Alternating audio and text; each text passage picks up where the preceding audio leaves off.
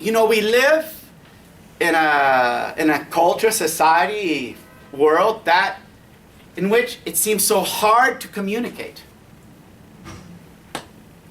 the things that we love. And that it's like speaking Martian on Earth, you know.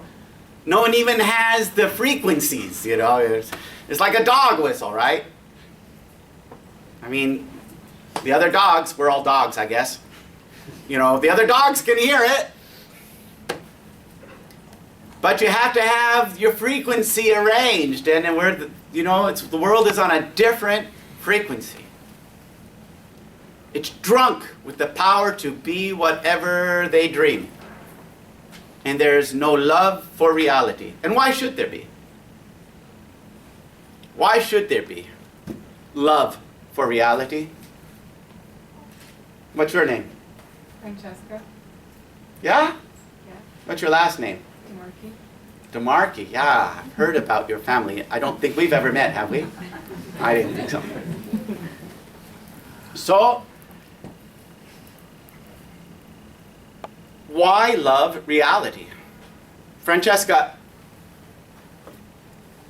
when a baby comes into the world, when a baby is born, let's say, if it makes it that far, we hope, and it comes into the world, there are two things that are guaranteed for that child. Two things that are guaranteed. Now, there are a million things that can be promised, but a promise and a guarantee, as all of us know, are not the same thing. Maybe for Simonetta, they're the same thing, but for me, they're not. I promise, that is not a guarantee, okay? It's a desire, it's a possibility, but it's not a guarantee. I mean, if you go to buy a Volkswagen, you know, and they say, this is guaranteed for 4 years or 40,000 miles. I don't know what it is today, but I think that was like that once upon a time. And, you know, it's not that auto dealer that's, you know, backing that guarantee. He doesn't have the resources for that. That's got to be, you know, Stuttgart. No, that's Mercedes is from Stuttgart. Wolfsburg. What? Wolfsburg. Wolfsburg. Wolfsburg is, you know, where Volkswagen comes from, right? So it's the people of Wolfsburg who've got to be offering that guarantee. You need something big for a guarantee, right?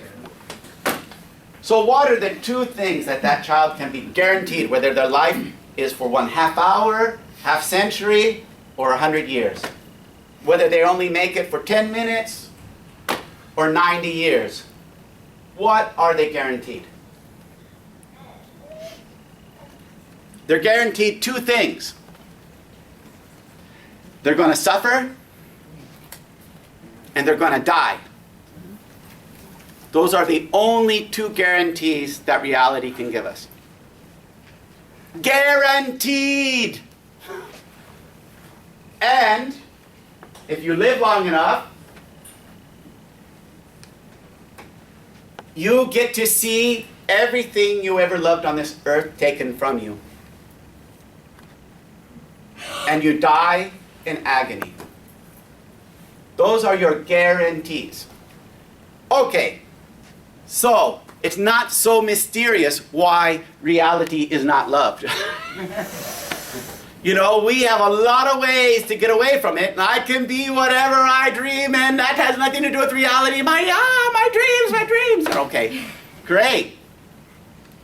You know, we've all seen the YouTube where the guy goes to college campus and says, so, if I were to tell you that I'm a woman, would you accept that? He's obviously not, you know, and they said, yeah, whatever you want. You know, if you say you're a woman, you're a woman. He said, oh, well, yeah, okay, what if I said I feel like a Chinese woman? Which, okay, sure, why not? Well, what if I felt like I'm like a 3-foot high Chinese woman? No.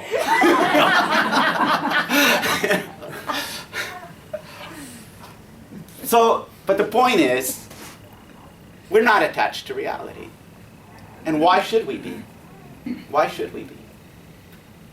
And this is where I talk about what I'm doing now, and I'm not a traveling preacher anymore. Last September, I stopped being a traveling preacher. I came to North America for the preaching, yes, but those were appointments I had already taken when I was a traveling preacher, and so I didn't get out of it. I don't know if I couldn't. So, the work I'm doing now is I was hired by a private company in Milan that works throughout the region of Lombardy. Is that how we say it in English? Yeah. Yes. Okay, great. And they were founded 25 years ago by a group of relatively young professionals who decided that it would be, mostly doctors, but other people too, that there was an area of healthcare that simply didn't exist, and that is for people who were seriously ill with grievous, chronic, and terminal diseases, who ended up having 6, 7, 8 different doctors, because you need one for the kidneys, you need one for the heart, you need one for the bones, or whatever it is, that there was no one who would just take, you'd have someone taking care of this, someone taking care of that, but there's no one who was taking care of the person, taking care of it all. Does that make sense? Who was coordinated at all. Holistic in that sense, yeah. Holistic in my family means curing yourself with, a tuning fork and a crystal. But, I'm not kidding. All right. So, but holistic in the sense that, will help you with it all. Does that make sense? So, now they run 6 different clinics. There's a clinic, a hospice, for the dying, last 6 months. Hospice for children as well. There's ALS. Okay, there's vegetative state. Okay, there are 3 different houses for people in very late stages of AIDS. Because yes, there is in theory the possibility to go along more or less healthy and normal for people who can keep it together and do the program. But a lot of people get AIDS, are not keeping it together and staying with the program, and they get into a very, very bad state. And then there's, and they're dying, slowly, and horribly, but they're dying. So then there's one structure we have, 100 people who have very serious psychiatric problems. 40 of them are criminally insane. I mean, they committed terrible crimes, but they don't go to jail because they are, they're insane. So we take care of them. And then what else? And then another house for people who are very seriously ill with psychiatric problems, but are not criminally or not very criminally insane. So then we take care of 500 people in their homes. And this is my parish, these 6 clinics and these 500 families. That's my parish. And that's what I do. Now, I didn't do that because you guys need an update on what Vincent's doing now. I did it because I have something to say about that I think is helpful to answer your question. I love this job. I love this job, and I love it for 2 reasons. The first one is very egotistical and personal. I'm good at it. It's amazing, you got to get to this age to figure out what you're good at, but I'm afraid, but I love being there with them to see what Christ is doing, and I'm able to communicate that. Apparently they recognize, a no bullshit zone, when I'm there. And they need that. In fact, they do not accept you without that. And I need it too, and that's the point I'm getting to. How do we end up manipulated by fear? We end up manipulated by fear when we are no longer really plugged into the promise. anchored, as I said at the beginning. Well, how does that happen? No, it's not that we don't believe anymore, you know. Maybe, maybe not, but no, I mean, why? You know, it's nice going to church. It's nice having a community. It's nice having Christian friends, you know. I suppose there are non-Christians here, but I'm a Christian, so I'll just go that way.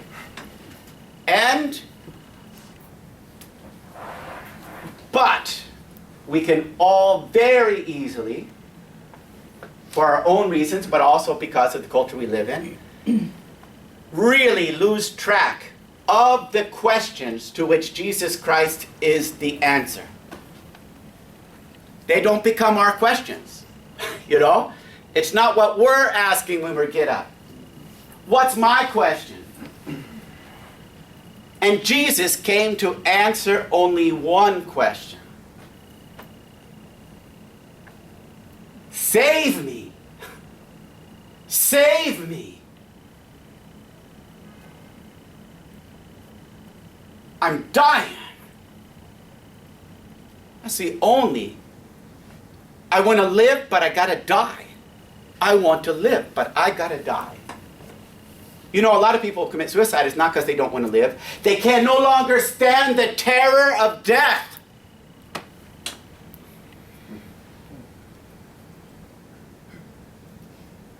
The anguish that eats their soul through pain.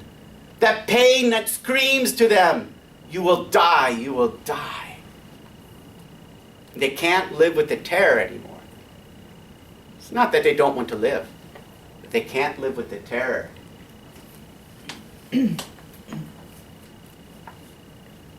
like everyone else who's afraid, which is everybody, someone who's afraid, what are they looking for? If someone is stalking you, menacing you, you know, threatening you, what do you look for? I don't know you and I... Maybe an order of protection. Yes, protection. Or, let me put it another way, power. Power. As long as we are afraid, we're not looking for love, really. Because that's not going to help. We need power.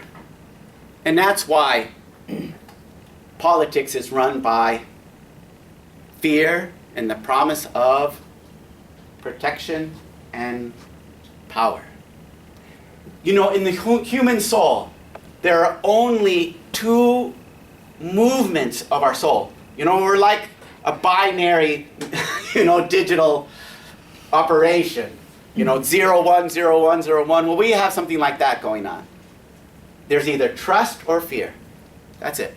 Every decision we make, every choice we make is either based on trust or fear. And those are the only two options.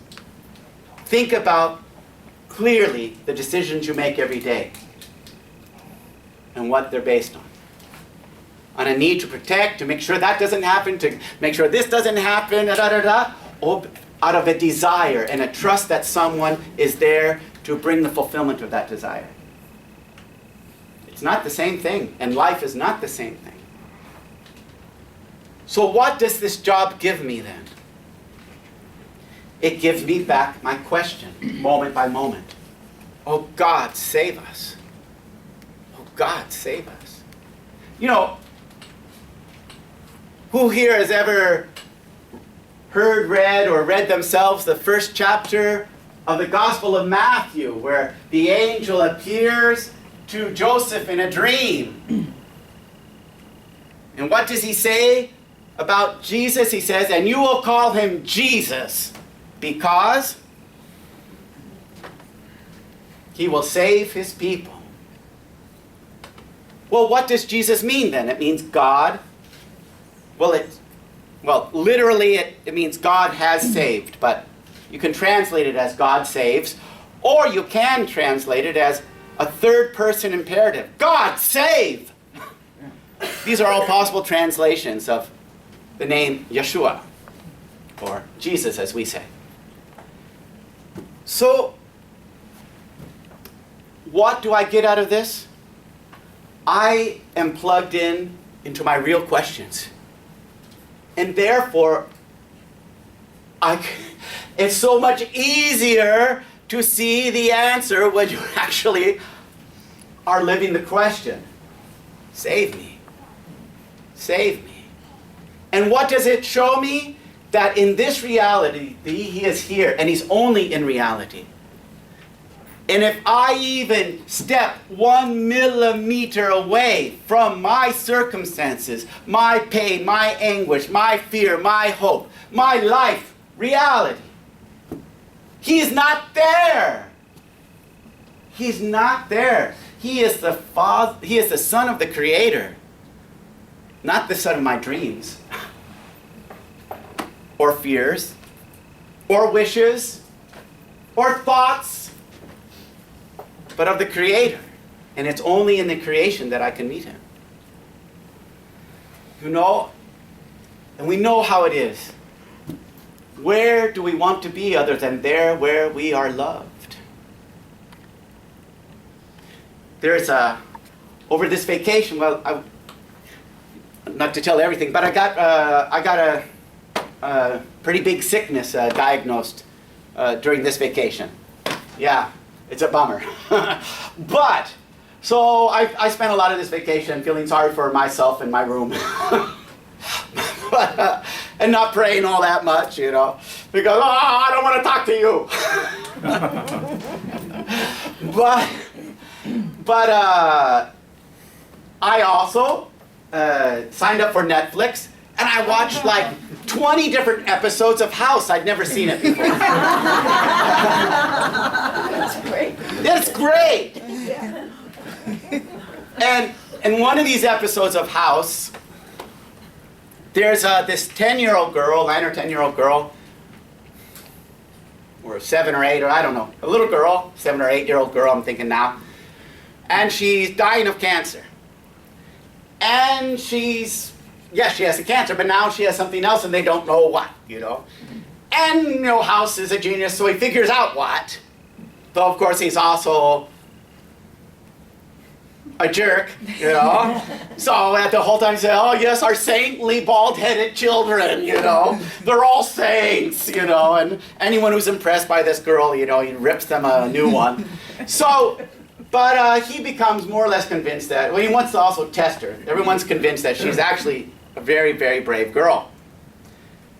So he goes in, make sure he's the only one with her. He says, this other thing that you got, if we don't treat it, you know that you'll be dead within a day or two. And this can all be over. She's saying, are you asking me whether I want to die? No, everyone wants to live. But you know what your life will be. It will be no more than a year, and you know the suffering. You know the suffering that you'll have to endure this next year, and you don't know the half of it. You only know the half of it. So I'm not asking whether you want to die. I'm asking you whether you want to go through this or not. I can tell your mother 10 excellent medical reasons for which we will not do this procedure on you. She says, well, I don't, leave my mother alone, Look, she's only going to have you for a year. It's not that long, believe me. And besides, I'm asking you, not your mother.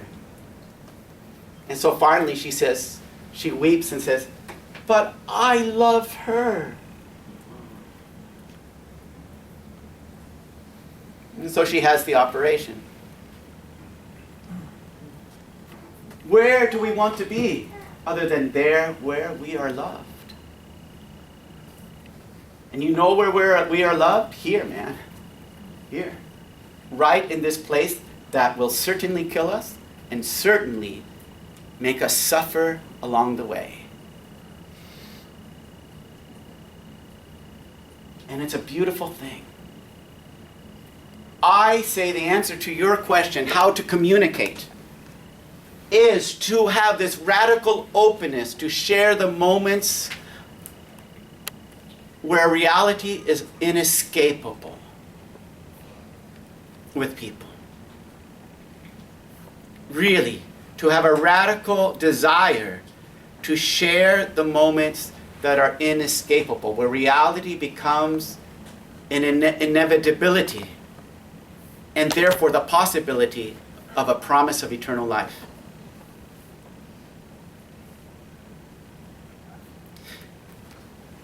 One last thing.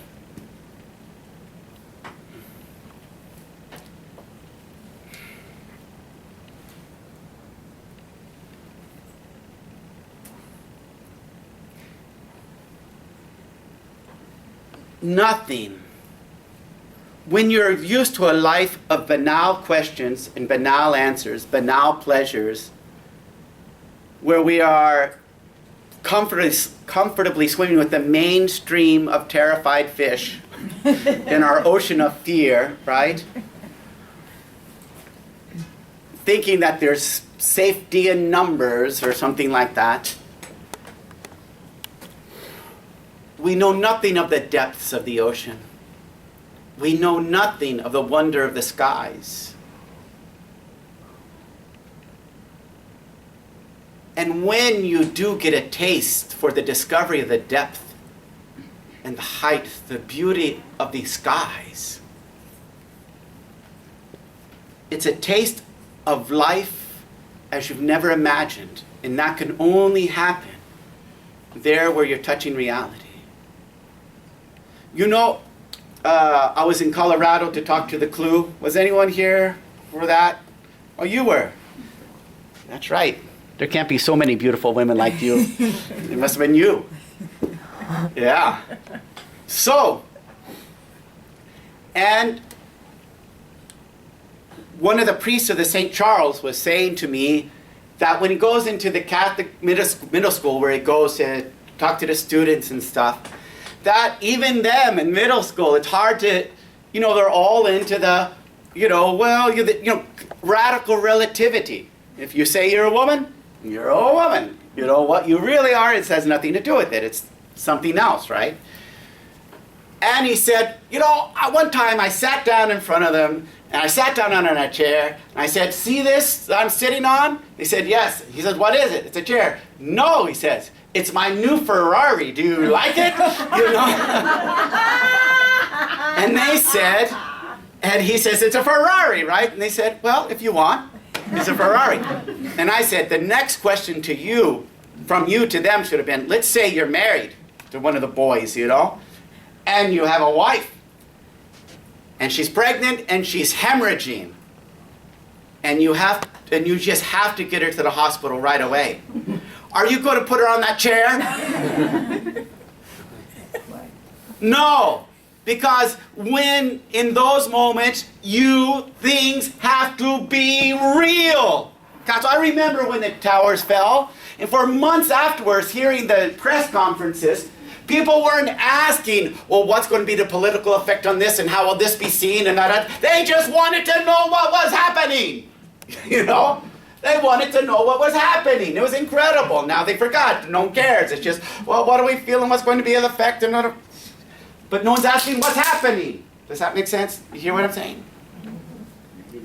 It is at those moments where reality becomes fascinating, because we have to have hope there or nowhere. There. And that's when people are tuned into our frequency. The question is, are we? Are we tuned into that frequency?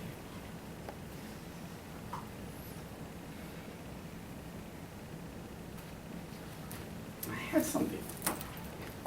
Actually, because of that, I saw that so clearly, following the events of 2001, I sort of think of this radical attachment to reality as sort of like New York values. How about you guys? It's this radical attachment to reality, because there's our love, there's our hope. There's our love, there's our hope. And therefore we are looking at people with a greater interest in their lives than they have. You ever have that experience where you met someone who cared more about the good of your life than you did? Because they're more interested in your life than you are? I've had that happen a lot, and it's For me, it's a converting experience, a transforming experience. I want to look at reality the way this person looks at me. They're turned into a frequency. And what is this frequency? The promise of eternal life. For this, I recommend the film Gravity. I will just end with this. Joy cannot be easily manipulated.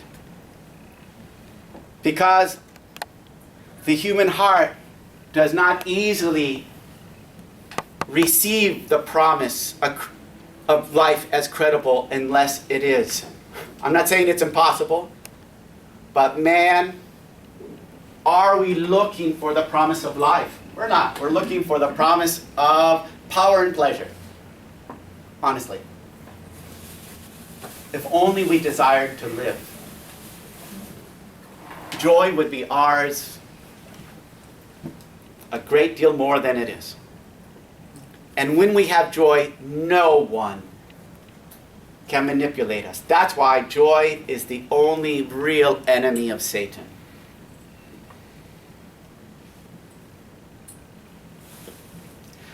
So that's my answer to your questions. And at this point, it was in a program that we would then sit down, but obviously we are not going to do that. You just, I mean, you don't need me, right? You can Right. just take questions. I will take questions. Thank you, by the way.